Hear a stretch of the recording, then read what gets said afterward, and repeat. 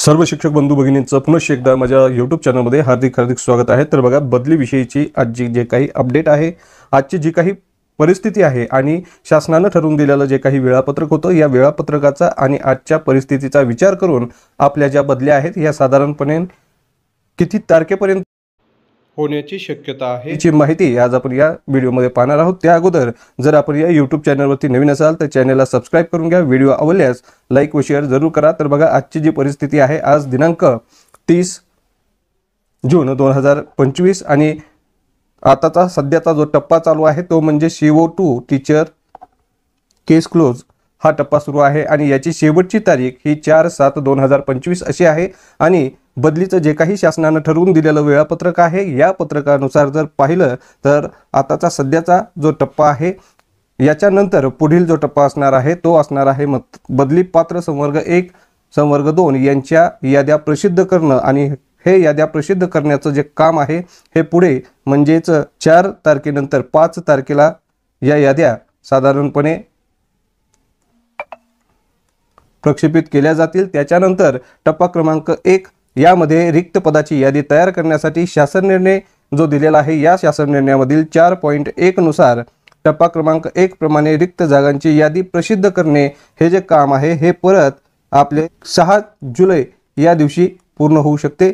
आणि त्याच्यानंतर पुढचा जो टप्पा असणार आहे तो म्हणजे टप्पा क्रमांक 2 या टप्प्यामध्ये विशेष संवर्ग शिक्षक भाग 1 शिक्षकासाठी रिक्त जागा घोषित करणे, त्यांना पसंतीक्रम भरण्यास वेळ देणे व त्यांच्या बदल्या करणे यासाठी शासनाने जे काही वेळापत्रक ठरवून दिलेलं होतं त्याच्यामध्ये 28 ते 3 म्हणजेच 6 दिवसाचा कालावधी होता। आणि यानुसार जर आपण पाहिलं तर 7 तारखेपासून ते 12 तारखेपर्यंत साधारणपणे 12 जुलैपर्यंत हा टप्पा क्रमांक 2 म्हणजेच विशेष संवर्ग शिक्षक भाग 1 यांच्यासाठी पसंतीक्रम भरण्यास वेळ देणे व त्यांच्या बदल्या करणे यासाठी लागू शकतो। त्यानंतर आपला टप्पा क्रमांक 3 हा पूर्ण होणार आहे आणि टप्पा क्रमांक 3 मध्ये विशेष संवर्ग शिक्षक भाग शिक्षकांच्या ज्या काही रिक्त जागा घोषित करणे, त्यांना पसंतीक्रम भरण्यास वेळ देणे व त्यांच्या बदल्या करणे यासाठी 6 दिवसाचा कालावधी असणार आहे। आणि हा कालावधी जवळपास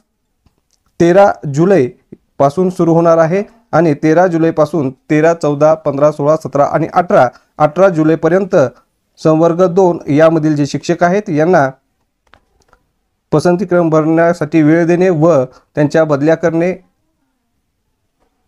हा 18 जुलै पर्यंत चालेल। आणि टप्पा क्रमांक जो 4 आहे हा चौथा बदली अधिकार प्राप्त शिक्षकांसाठी रिक्त जागा घोषित करणे, त्यांना पसंतीक्रम भरण्यास वेळ देणे व त्यांच्या बदल्या करणे हा जो टप्पा आहे याच्यासाठी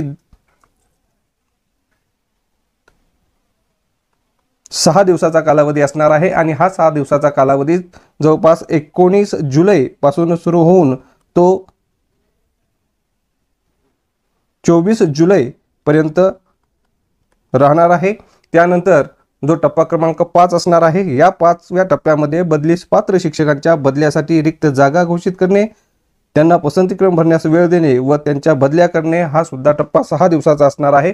मग 24 जुलै झाल्यानंतर 25 जुलैपासून टप्पा क्रमांक 6 टप्पा क्रमांक 5 हा सुरू राहील आणि त्यानंतर 25, 26, 27, 28, 29 आणि 30 जुलै पर्यंत हा कालावधी आपला काय होणार आहे तर हा टप्पा क्रमांक 5 पूर्ण होणार आहे। त्याच्यानंतर टप्पा क्रमांक 6 मध्ये विस्थापित शिक्षकांसाठी बदल्यासाठी रिक्त जागा घोषित करणे, त्यांना पसंतीक्रम भरण्यास वेळ देणे व त्यांच्या बदल्या करणे यासाठी सुद्धा 6 दिवसाचा कालावधी आहे।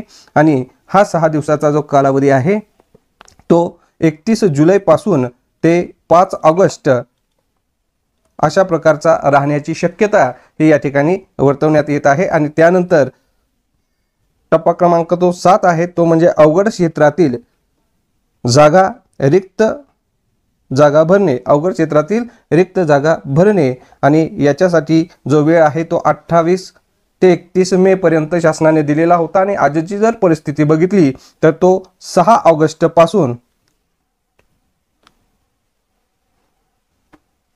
ते 10 ऑगस्ट पर्यंत हा कालावधी चालणार आहे। आणि 10 ऑगस्टच्या नंतर म्हणजेच साधारणपणे 11